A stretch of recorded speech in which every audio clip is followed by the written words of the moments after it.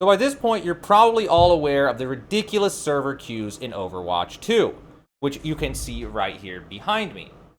Well, the problem has gotten a little better today, but the main reason for that is probably because less people are attempting to launch the game. There are more people on launch day. Well, the Overwatch devs have posted in the official forums about this. There's going to be a scheduled downtime today.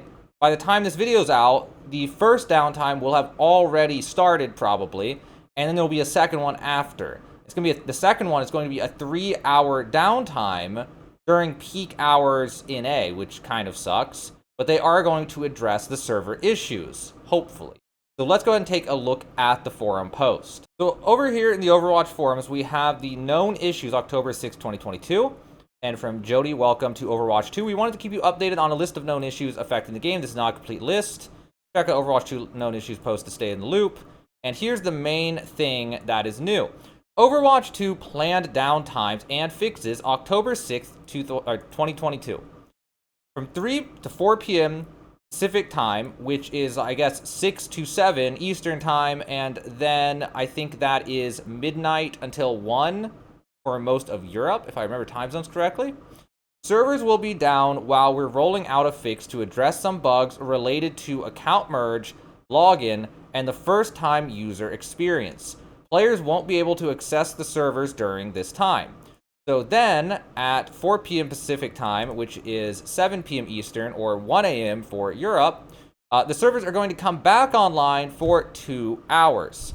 Then, after that, there's going to be another downtime from 6 p.m. until 9 p.m. Pacific time, which is, I guess, 9 p.m. until midnight Eastern time, and then 3 a.m. till 6 a.m. for Europe and Asia. I'm sorry, I just don't know the time zone. Okay. We're conducting significant upgrades to our databases to address player queues. Players won't be able to access the servers during this time. Additional updates, players on PC may be prompted to update their client. This addresses some reports of crashes and black screen issues. So, they're going to fix a few of the bugs, and they are going to have the big downtime to hopefully fix the servers.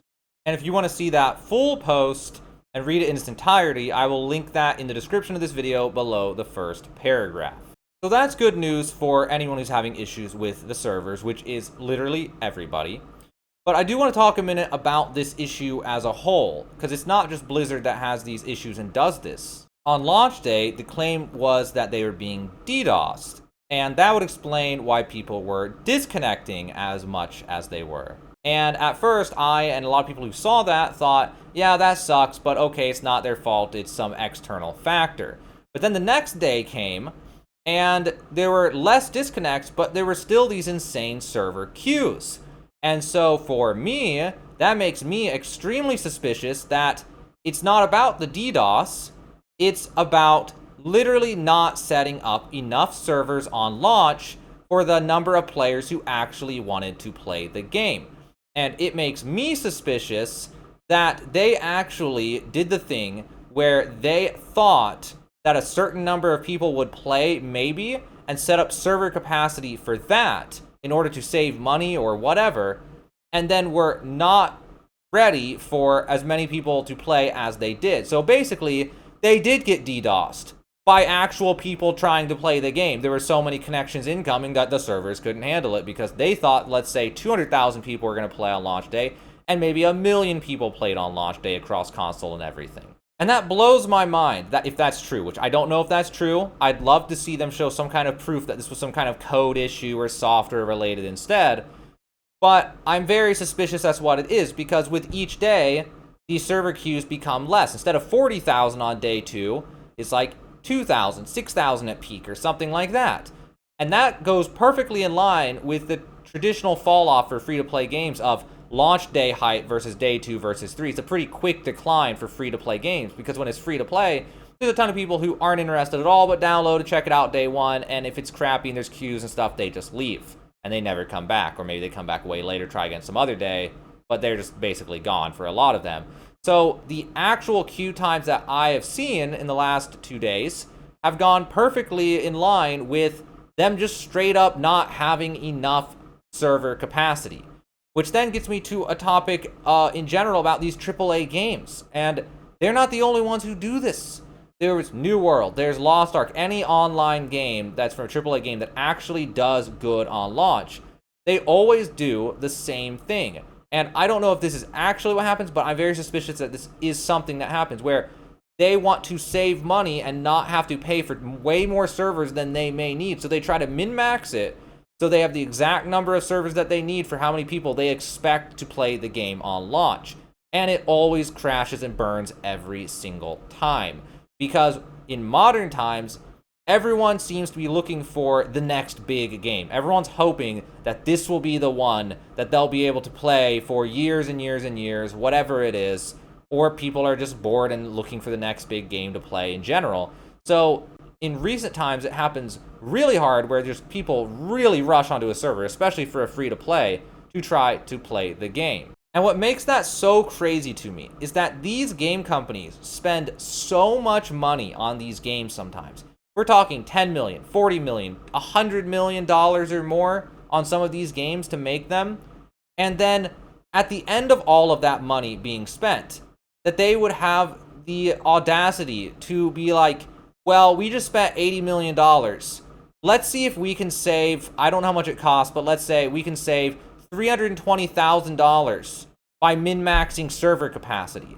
And that has such a detrimental effect on the game, and it costs them so much more money than they would have spent to just have way more servers than they would ever need. Because Overwatch 1, in the first 2 to 3 years, made around $1 billion with a B from the player base. And so you have to think in those terms for some of these games, that how many people quit playing the game because on launch day the queue times are like this? How many of you watching right now had the queues for 7 hours and you quit? I don't know why you're watching this video at this point, but then you're thinking to yourself, whatever, I'm just not going to play Overwatch 2. It's a meme, it's stupid, whatever. It's just a dumb thing. It's stupid, it's garbage, whatever. And that those queue times left that taste in your mouth. And there's a whole bunch of players who are on the fringes who aren't really that interested, where when something like this happens, they're just gone forever. Maybe they try again later, like in months or years, but a lot of them just never try again. They go back to Valorant, they go back to Apex Legends, and Overwatch 2 is done for them.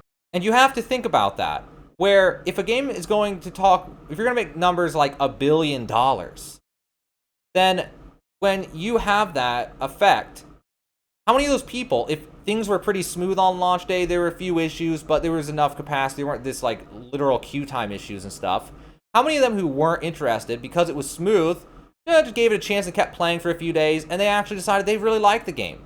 And then long term, they kept playing for years. And then Blizzard makes a ton more money off those people. What kind of effect would that have when we're talking about scales of $1 billion of either gross or net revenue in like a year or two from a game like this? There's a good chance that if launch was smooth, the trickle-down effect from that long term would lead to literal hundreds of millions of dollars of revenue from not having those people just totally leave and not be interested and quit.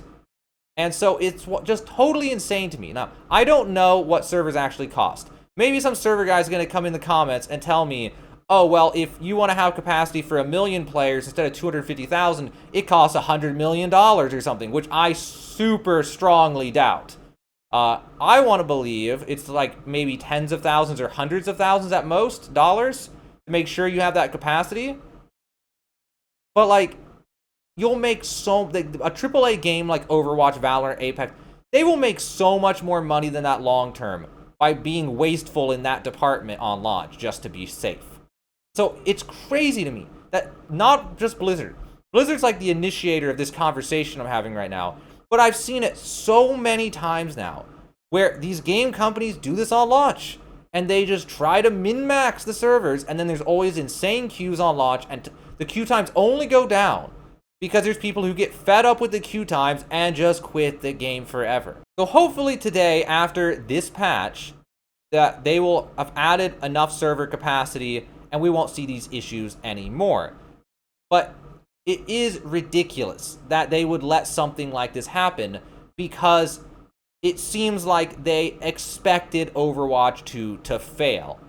That's what's so crazy, that they would plan to fail. Assuming I'm correct, that they just straight up didn't have enough server capacity set up for this, that would mean they did plan for a much more mild success of the game. Which is crazy when you pour so much money and time into a AAA game. To skimp on expectations like that is crazy. But I could understand why they thought that. I still think it's crazy. But during the betas, it was like, the interest did not seem very high. I personally, as an Overwatch fan who's played since launch of Overwatch 1 and loved the game, I didn't think it would do as good as it's doing right now as far as Twitch streamers playing it and people playing it and the player counts and everything and the hype around it. I'm actually very surprised by that, and maybe they are too. But that's no excuse for them not having enough server capacity ready for the doomsday scenario of the game succeeding. So it's just crazy. Hopefully it's finally fixed starting tonight and tomorrow. And hopefully all of us will finally be able to just play Overwatch 2 without any more of these ridiculous issues. I'm Kibbles, and I will see you next time.